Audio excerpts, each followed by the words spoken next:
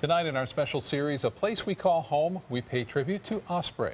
Osprey is not a town, it's not a city, but because it is very much a cohesive community, it's called a census-designated place. ABC 7's Linda Carson has more. Linda.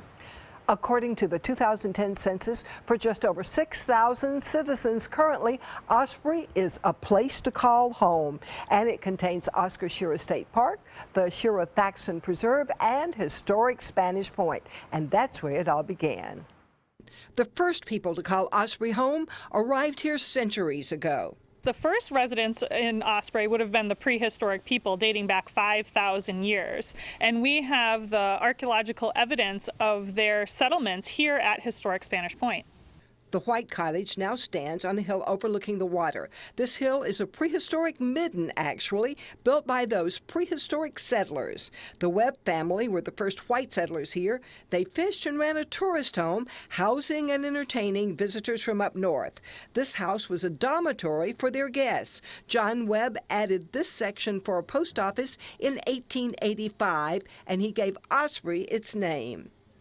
This area was originally called Spanish Point, but when it came time to have a post office to deliver mail here, John Webb was required by the government to pick a short one-word name, and he chose Osprey. Chicago socialite Bertha Palmer arrived in Osprey in 1910.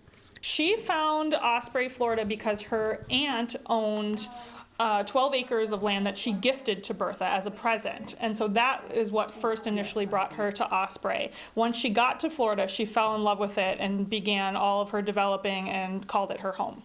She invited her friends down, and Osprey became easier to get to. Well, first there was a road from Osprey to Venice, and that was developed in 1918. And later on in 1928, Tamiami Trail then connected all of it and opened up and allowed for a lot more travel. Florida's economy soared. Historic Blackburn Point Road swinging bridge was built in 1926, and the Osprey School opened the same year. It was developed as part of the housing boom and real estate boom during that time period. However, there was a severe drop-off in the boom in the 1930s, but people continued to support this school, and children went to school here and attended classes through the 1970s. The Venice Depot was also built in 1926, and with the arrival of the railroad, more and more people arrived to make Osprey a place we call home. Osprey covers 6 square miles, and we mentioned the Shira Thaxton Preserve. Well, it's named for former County Commissioner John Thaxton, who actually attended school in that historic Osprey schoolhouse.